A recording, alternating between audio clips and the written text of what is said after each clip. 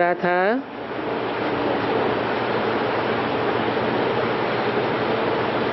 30 अप्रैल 1964 शुक्रवार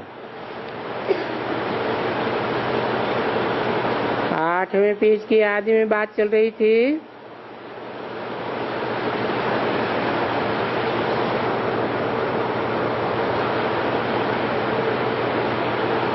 कोई तो पुरुषार्थ करते करते ऐसा उनका पांप फुस हो जाता है कि सारी हवा निकल जाती है।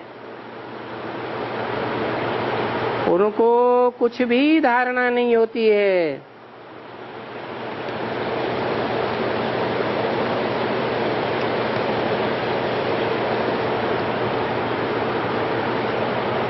फिर वो थोड़े ही सर्जन बनेंगे।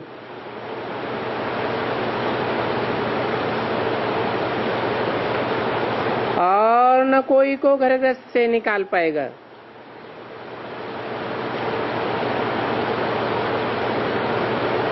तो तुम जानते हो कि बरोबर हम रूहानी सर्जन्स हैं और बरोबर हम कोई को भी फॉरएवर हेल्दी एवर वेल्दी की थोड़ी सी दवाई, उन दवाइयों आदि में तो कुछ है नहीं। सो भी मुख की बात है कि उनको ये महामंत्र हम दे देंगे।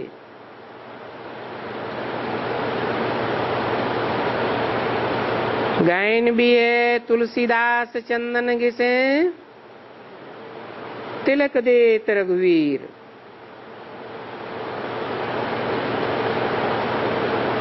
कहाँ चंदन घिसे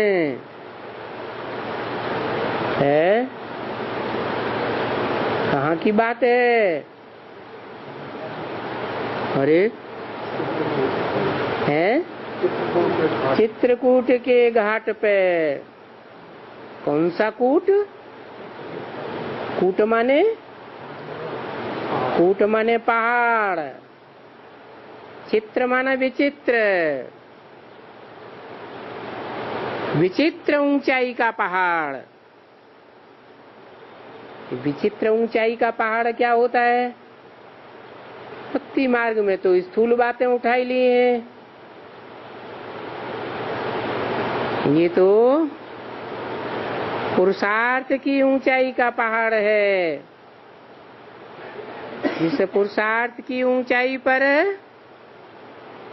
पहुंच करके आत्मा मनन चिंतन मंथन का चंदन घिसती है और उस मनन चिंतन मंथन से प्रसन्न हो करके रघुवीर अर्थात भगवान, भक्ति मार्ग में तो रामकृष्ण को भगवान कह दिया है। यहाँ भगवान कौन है? भगवान साकार है या निराकार स्टेज वाला है? भगवान तो निराकारी ही है। निराकारी, निर्विकारी, निरहंकारी। वो भगवान मनन चिंतन के ऊंचाई से प्रसन्न हो करके विश्व की बादशाही का तिलक दे देते हैं। किसको देते हैं? जो चंदन घिसता है और जितना घिसता है उतना उनको विश्व की बादशाही का तिलक मिल जाता है। ये स्वराज्य का तिलक है। स्वात्मा को कहा जाता है। आत्मिक राज्य का तिलक है।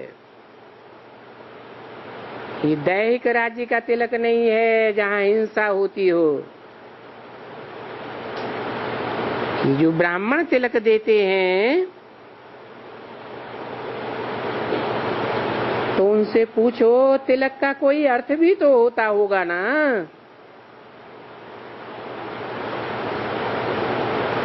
इस समय में ब्राह्मण जो भी शूद्र आते हैं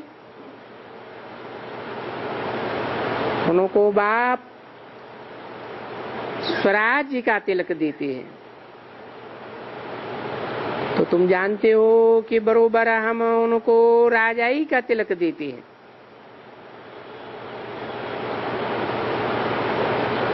तो राजयोग सीख करके राजा भव, उनको समझाना है कि बाप से तो राजाई का तिलक मिलेगा ना,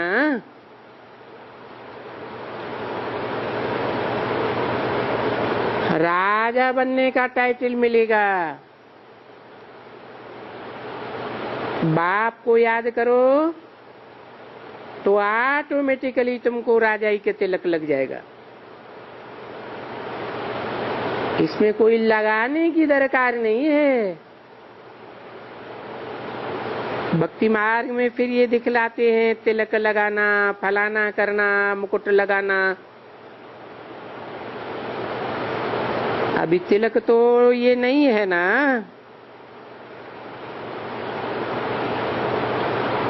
ये समझाते हैं कि रखड़ी बंधन है और रखड़ी के बंधन का कोई अर्थ थोड़े ही समझते हैं। बाबा ने समझाया है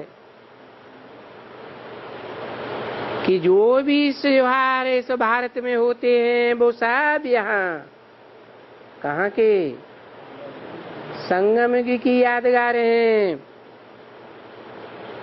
अगर ये समझ में ना आए तो फिर लक्ष्मी नारायण का राज्य कहाँ, जयंती कहाँ और जन्म कहाँ। कहते भी हैं पास्ट में हुआ,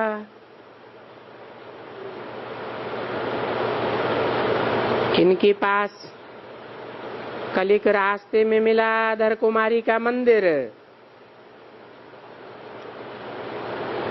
हमको दिखलाओ तो उसने कहा कि अधर कुमारी का जड़ चित्र चाहते हो या चैतन्य चित्र चाहते हो, क्योंकि यहाँ का यहाँ और वहाँ तो जड़ बैठे हैं और यहाँ चैतन्य बैठे हैं।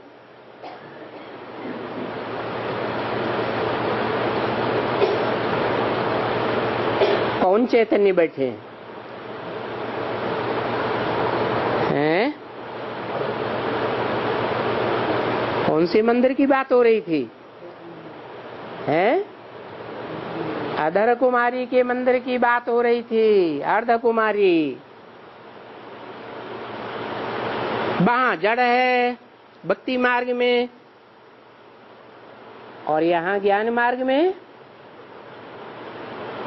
कोई चैतन्य देवी है,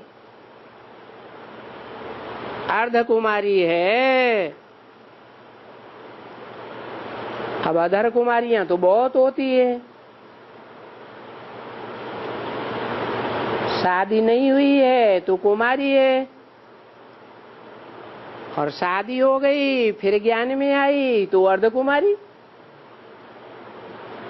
अधर कुमारी कहा जाता है। तो बताओ जिसका गायन है, गायन तो एक का होगा ना,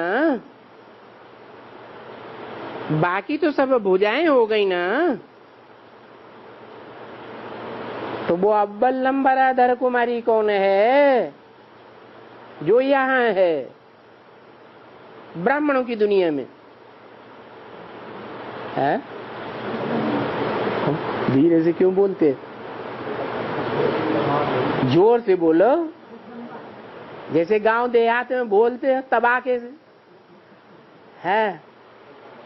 है जगदम्बा कुंवारी कन्या का भी मंदिर है।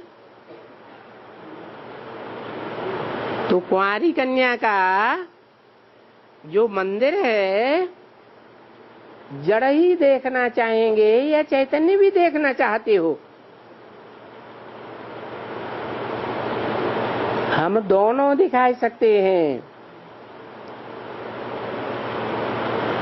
तुमको क्या देखने को चाहिए?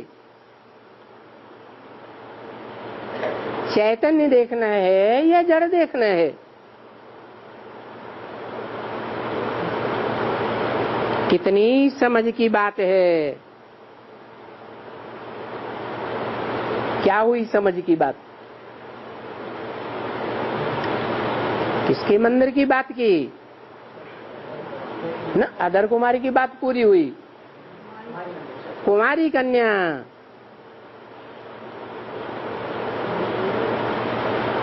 तो कुंवारी कन्या किसे कहा जाए? यहाँ ज्ञान मार्ग में तो ढेर की ढेर कुमारियां ज्ञान में चलती हैं, परंतु गायन तो एक का होगा ना। बाकी तो सब नंबरवार भुजाएं हुई ना। जैसे बाबा कहते हैं एक अर्जुन की बात नहीं है, पुरुषार्थ का अर्जन करने वाले तो तुम सब हो ना। तो वो अव्वल नंबर कुंवारी कौन है?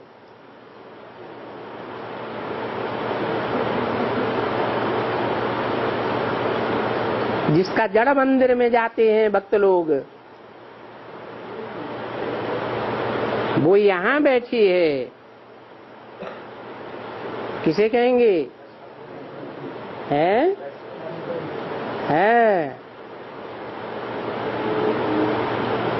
अच्छा, दिलवाड़ा मंदिर में क्या देखेंगे? वहाँ आदिदेव बैठा हुआ है।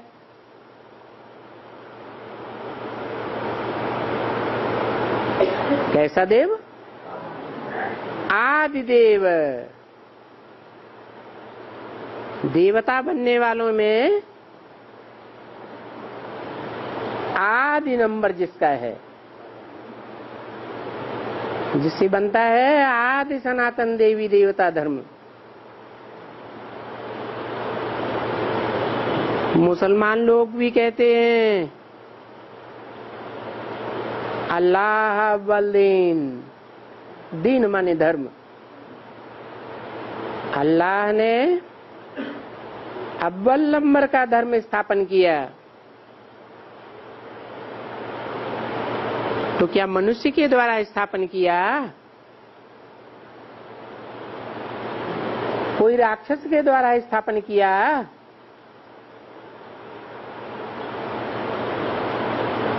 या 33 करोड़ देवताओं में से किसी के द्वारा स्थापन किया?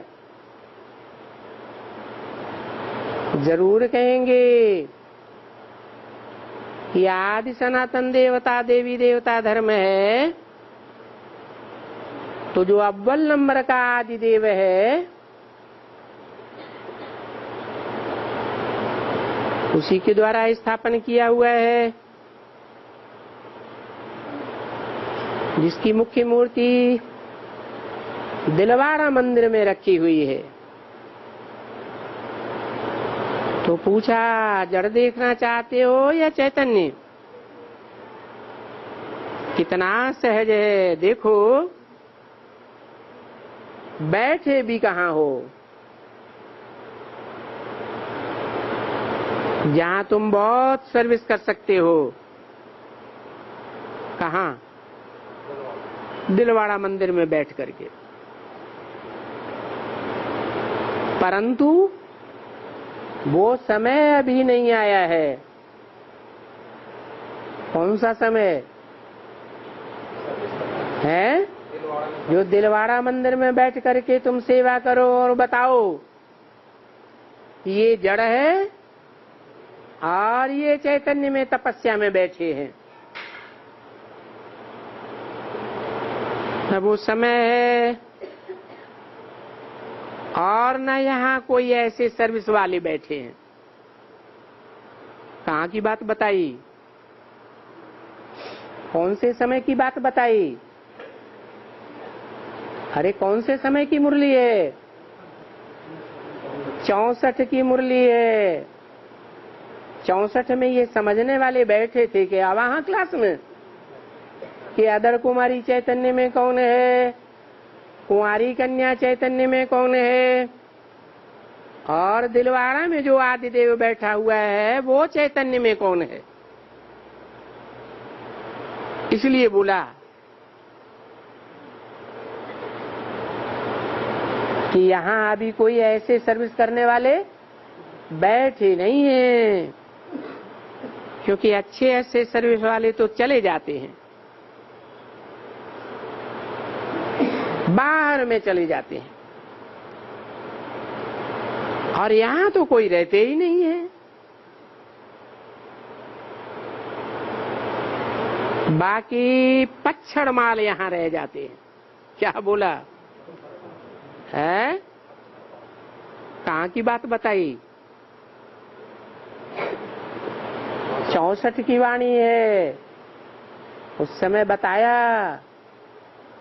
कि अच्छे अच्छे जो सर्वसेवल बच्चे हैं वो वहां ठहरते नहीं, ठहरे ही नहीं। ठहरे क्या? सब चले गए और अभी भी जा रहे हैं। पच्छड़ माल रह जाते हैं। समझा ना? क्या करेंगे?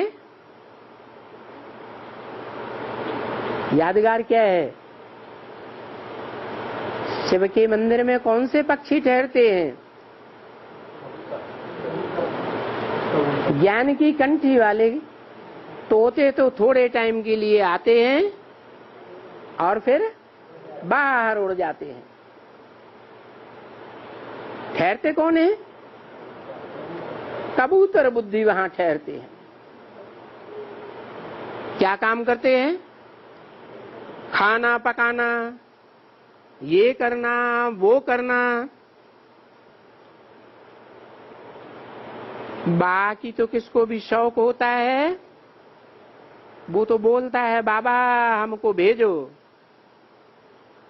हम तो जाकर के सर्विस करेंगे। बाकी जो सर्विस नहीं जानेंगे वो दूसरा, जिसके लिए बाबा कहते हैं बताते हैं महारथी घोड़े सवार प्यादे। 3 ज्यादे तो होते हैं ना, लड़ाई में भी तो होते हैं ना। घोड़ों की सवारियों की भी पलटन होती है। युद्ध में जाते हैं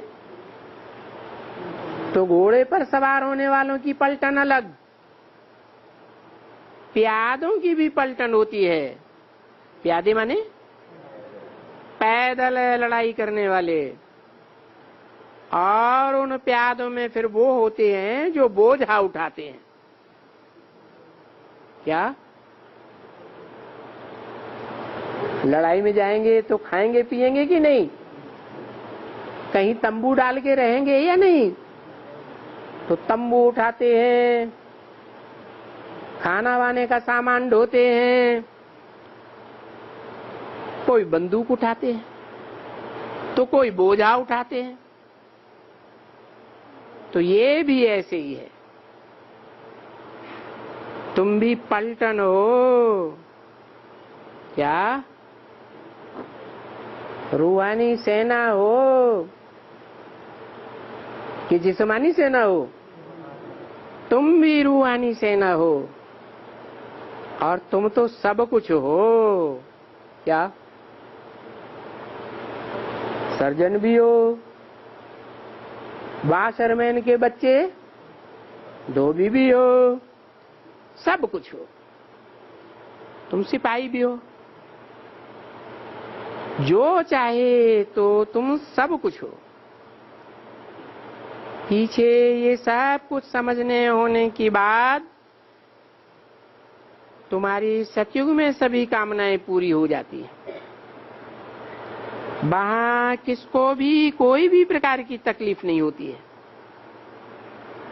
हाँ, यहां इस समय जो पुरुषार्थ करेगा तो राजा बनेगा या बड़ा साहूकार बनेगा। समझ भी जाते हो बरोबर। देवताओं की किंगडम स्थापन हो रही है, मनुष्य देवता यहाँ बनेंगे, सतयुग में तो कोई नहीं बनेंगे ना, वहां कोई दूसरे पतित मनुष्य होंगे ही नहीं जो बने।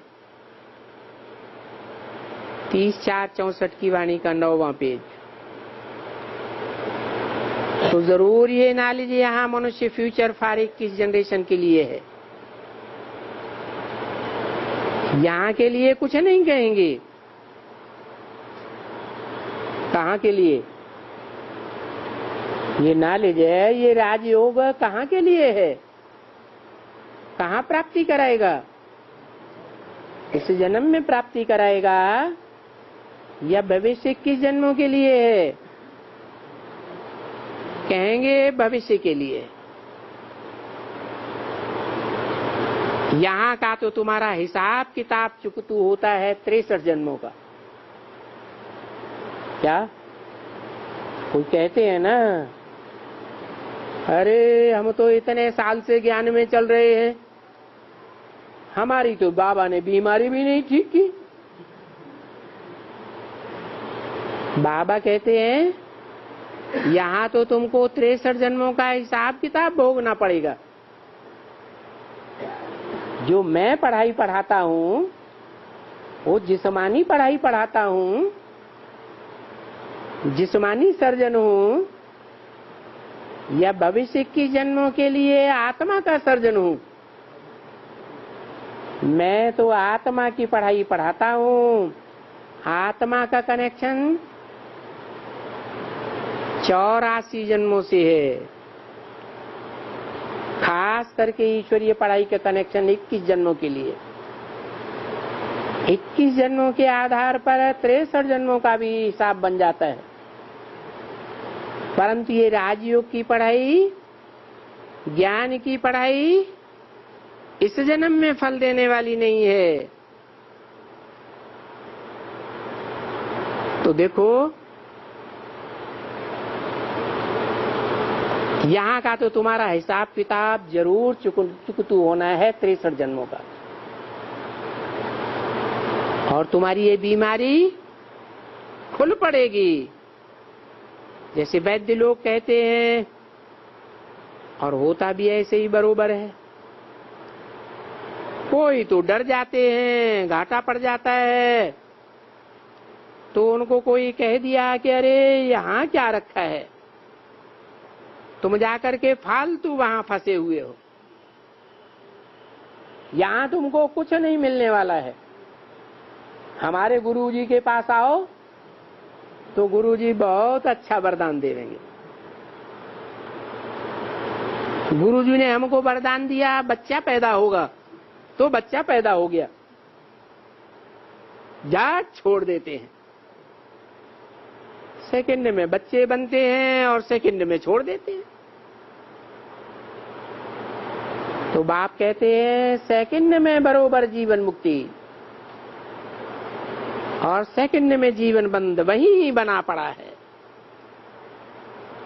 फिर भी उस जीवन मुक्ति के लिए जो बने तो भी यह हो सौभाग्य।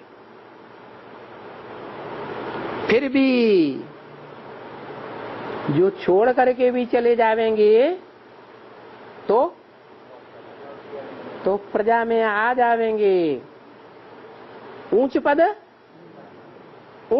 नहीं पावेंगे। ऐसे नहीं है कि इस ज्ञान का विनाश हो जाएगा। हर कोई पढ़ते पढ़ते, राजयोग सीखते सीखते गिर पड़ते हैं, अनिश्चय बुद्धि हो जाते हैं, तो ये नहीं है कि उनके ज्ञान का विनाश हो जाएगा। चाहे भले फारकती दे देते हैं, चाहे कितना भी कोई जाकर के ट्रेटर बन जाते हैं। ट्रेटर माने है, ट्रेटर माने बाप की ग्लानि करने वाले बन जाते हैं, तो उनको पद बिल्कुल कमती मिलता है, क्योंकि उनको ज्ञान का झटका लग जाता है। बाबा को कहा तो सही ना, अविनाशी बाबा को मम्मा बाबा कहा तो वो मुफ्त में नहीं जाते हैं, फिर भी कुछ न कुछ आवेंगे। हट्टी तो एक ही है, कुछ न कुछ प्राप्ति कर ही लेंगे, स्वर्ग में तो आ ही जावेंगे। हाँ, वो कम पद पाए लेते हैं, क्योंकि वो इस ज्ञान को थोड़ा भी समझ तो गए ना। अभी देखो कितनी बड़ी बादशाही बननी है, ये भी समझते हो कि बरोबर देवी देवताओं की किंगडम यहाँ बनती है जरूर। बादशाही सारी पूरी बन रही है। बाप आकर के यहाँ ब्राह्मण धर्म और देवी देवताओं में भी सूर्यवंशी चंद्रवंशी तीनों धर्म स्थापन करते हैं।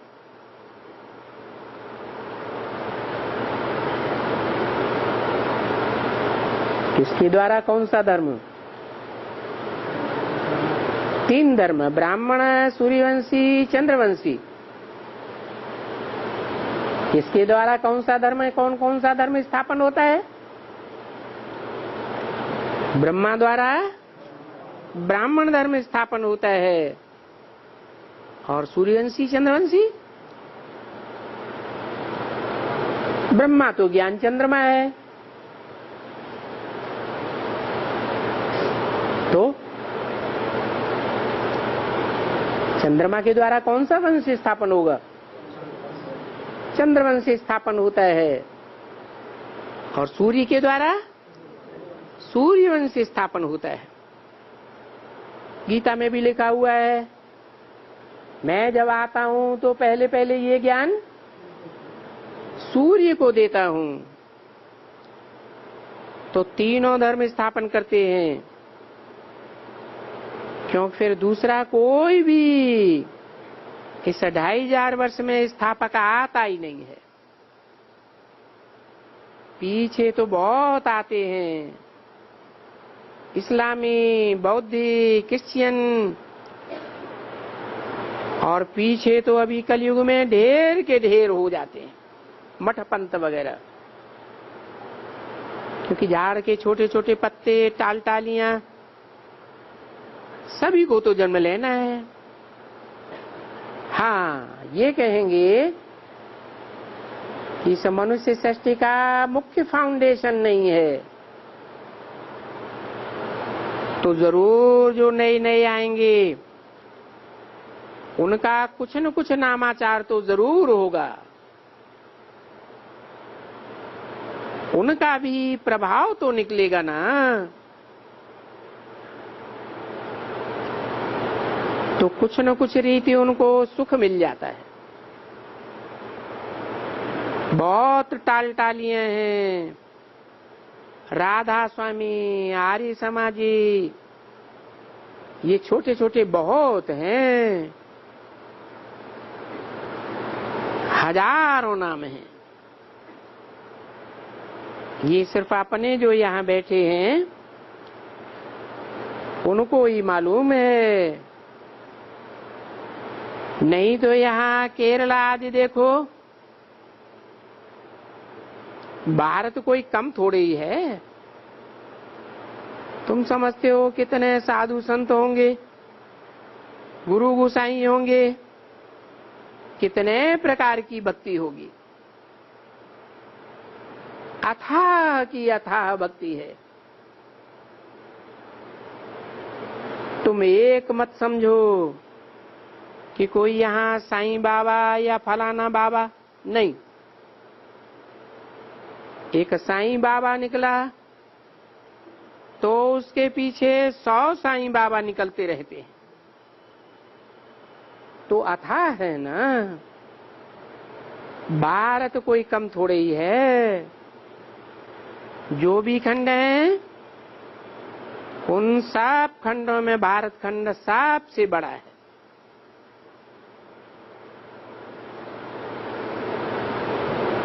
फर्स्ट है और अविनाशी खंड है,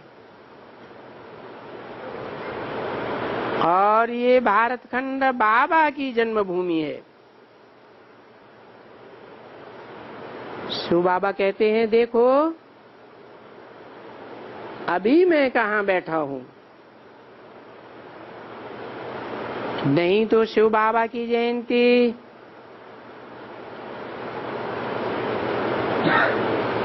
शिव बाबा की जयंती पर लिंग बैठ करके क्या करेगा?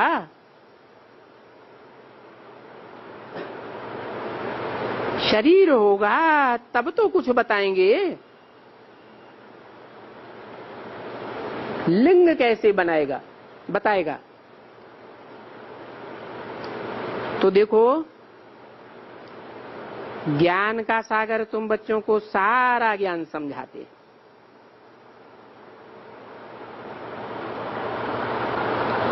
सारी सृष्टि का चक्र सब कुछ समझाए देते हैं, और तुम जैसे कि नंबरवार पुरुषार्थ अनुसार मास्टर नॉलेजफुल बन जाते हो। तो कुछ तो बनना चाहिए ना। अभी कुछ न कुछ करो, पुरुषार्थ करो।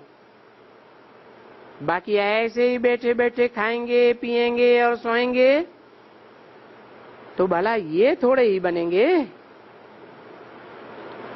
कुछ न कुछ किसी न किसी को ज्ञान देते रहो,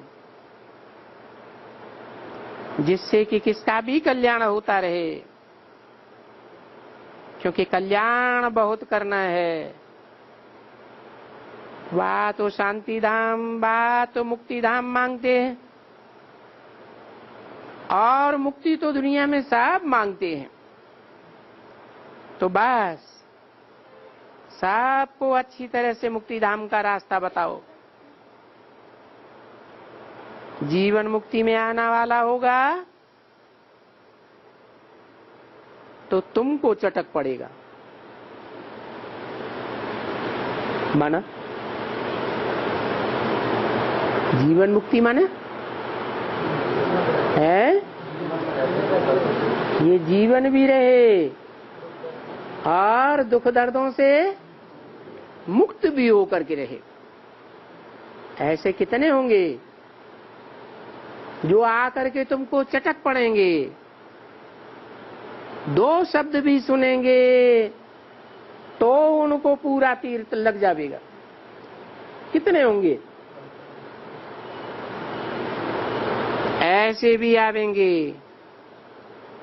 कोई भी धर्म वाला होगा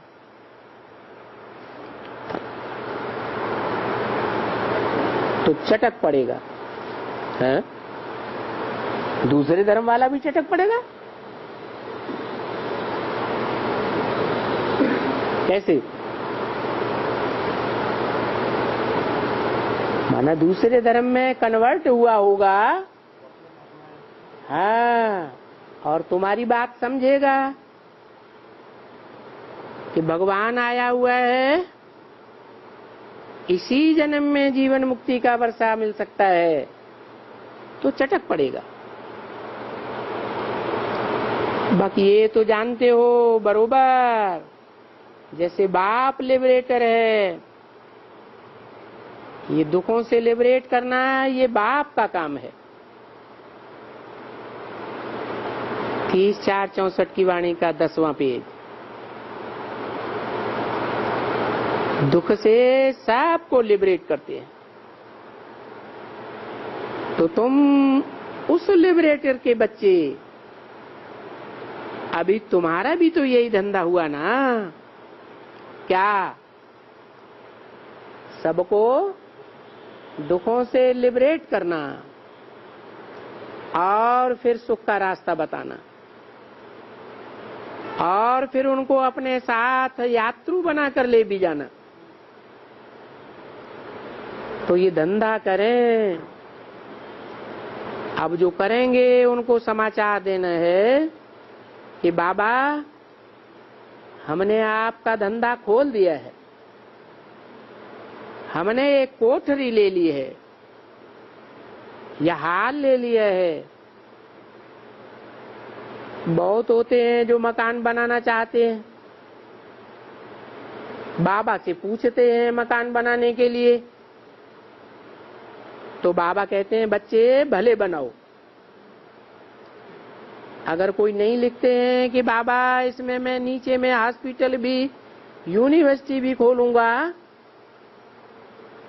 तो फिर उनको लिख देते हैं जो चाहिए सो करो, भले जाकर के बनाओ। बाबा कुछ भी बोलते नहीं है, देखते हैं ये अच्छा आदमी है, कुछ है, सिर्फ ऐसे ही नहीं है कि आकर के बस बोल बोल करते रहे। बहुत लिखते हैं बाबा हम मकान बना रहे हैं, बाबा आप आकर के फाउंडेशन लगाओ,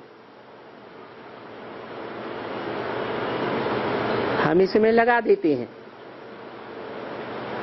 तो अभी एक एक बैठ करके बाबा को फाउंडेशन थोड़ा ही लगाना है।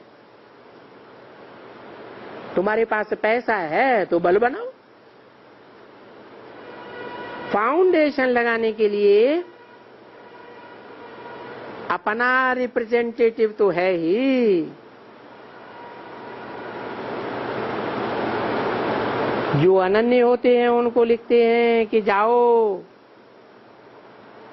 मैं फलानी को लिखता हूं जो मुख्य है तुम्हारा ओपनिंग सेरेमनी करने का। शिव बाबा कहां से करेगा? ऐसे तो बाबा को गलियों गलियों में धक्का खिलाए देवेंगे।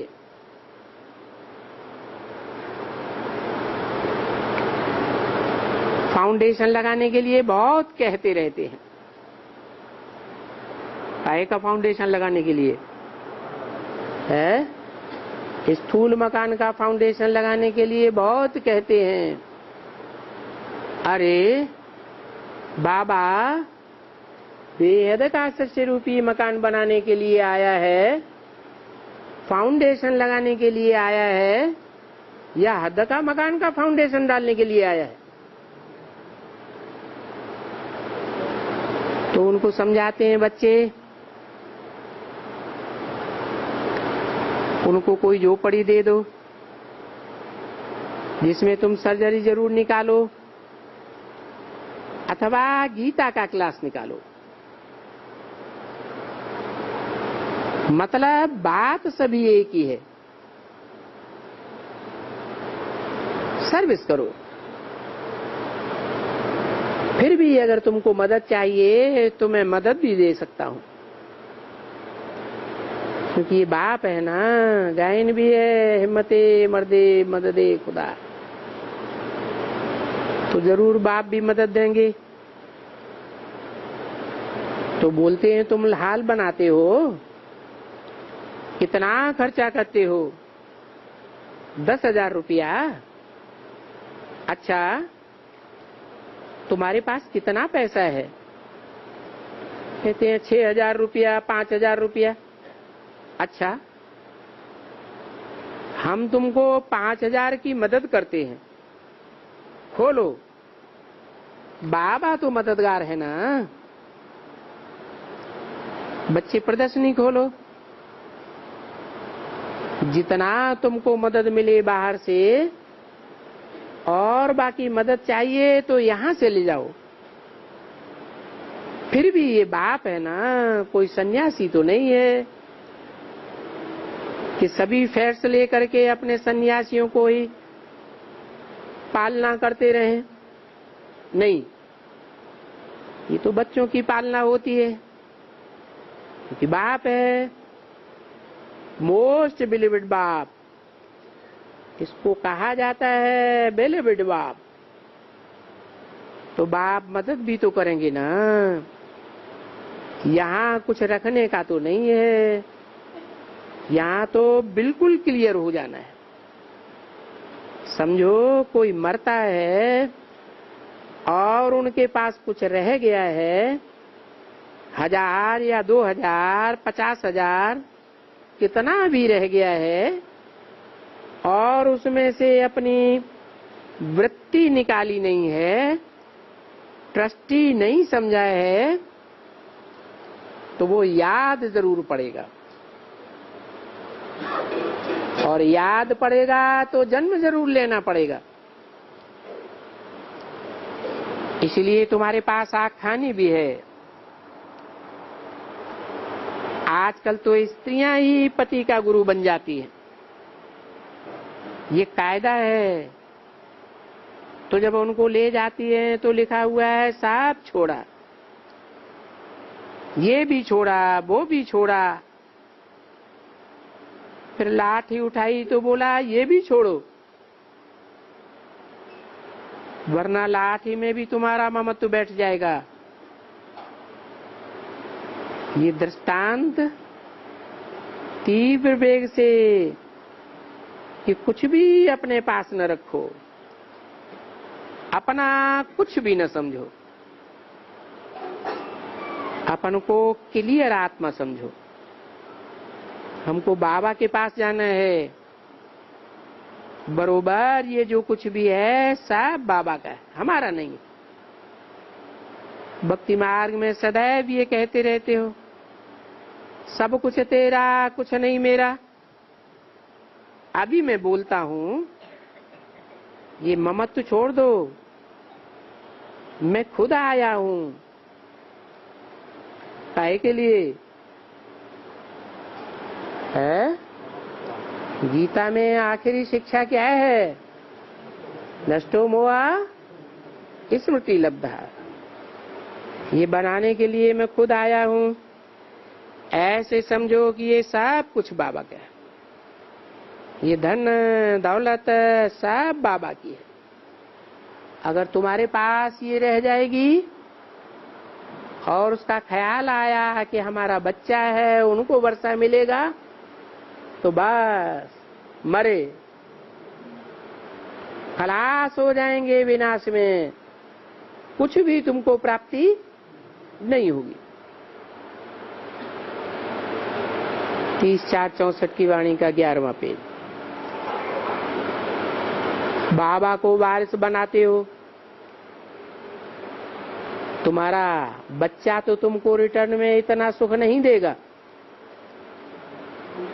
जितना ये शिव बालक रिटर्न देगा। अभी विचार करो, कोई आते हैं तो बाबा पूछते हैं ना कितने बच्चे हैं, कहेंगे 3 बच्चे हैं। अच्छा थोड़ा विचार करो, 3 ही बच्चे हैं क्या? लुका छुपा कोई और बच्चा तो नहीं है? तो कहते हैं नहीं नहीं नहीं। और जब उनको कह देते हैं क्या नहीं है, अरे तुम पहले जब तक शिव बालक को वर्षा नहीं देंगे तो शिव बालक तुमको 21 जन्म का रिटर्न कैसे देंगे? तो वो तुमको धन भी रिटर्न नहीं देंगे। धन तो क्या धूल भी रिटर्न नहीं देंगे। वो तो तुम्हारा सभी पैसा पाप में लगाए देंगे। क्योंकि बाबा ने समझाया कि जो कुछ ये दान पुण्य करते हैं उनसे पाप बनता है, क्योंकि दान करते हैं जो उनको उस परमपिता परमात्मा से बेमुख करते हैं, उनको करते हैं। अभी उनको देना है या शिव बालक को देना है? उनको देंगे तो सब विकार में भस्म हो जाएगा, तो वो भी पाप तुम्हारे ऊपर पड़ा। इस समय की बात बाबा कहते हैं। तो जो कुछ भी श्रीमत के बिगड़ किया पाप करते हैं। देखो इस ज्ञान में कितनी महीनता है, परंतु कोई को कुछ समझाओ तो कोई उल्टा समझ लेंगे। इनको कोशिश करनी चाहिए, कोई तो सुनेंगे अच्छी तरह मानेंगे और कोई तो बिल्कुल ही नहीं मानेंगे। बाकी सुनना बहुतों को है, बहुत प्रजा बननी है, कोई को कम नहीं बननी है, क्योंकि उनको देवी देवता धर्म में जाना है, क्षत्रिय धर्म में जाना है, तो ढेर बनने वाले हैं। ये भी बाबा ने समझाया है कि राजा रानी प्रजा कितनी होती है। एक राजा रानी के गांव होते हैं। कितने गांव होते हैं? चलो मानो इंदौर का महाराजा, उनको कितनी प्रजा होगी? प्रजा तो बहुत होती है ना। और वो प्रजा कैसे बनी? ऐसी बनी। भाई को भी प्रजा में ले आना चाहिए, फिर प्रजा में आवे, कौन सा पद पावे, अब सुनाना तो जरूर चाहिए, बुद्धि में जरूर बैठाना चाहिए, डरना नहीं चाहिए। लो मीठी बच्ची, सभी है, सिर्फ तुम नहीं सुनती हो।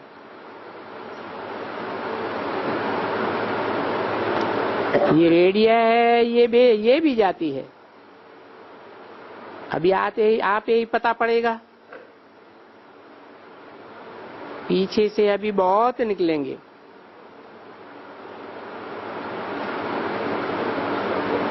बाबा ने बात छेड़ी, ये बनाओ, तुम सर्जन से हो। सर्जन हो तो नाम का हो कि काम का हो? सर्जन हो तो गया घर में। बोर्ड तो जरूर लगाना चाहिए, बोर्ड नहीं है तो नो सर्जन।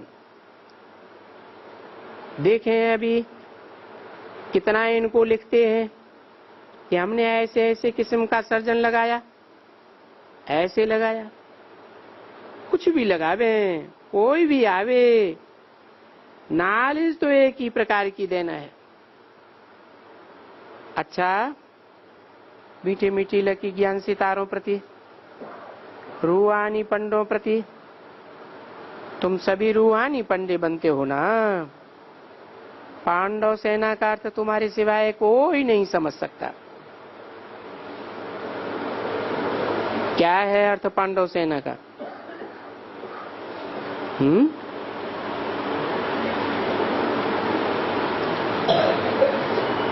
पांडव किसके बच्चे? पंडा बाप के बच्चे।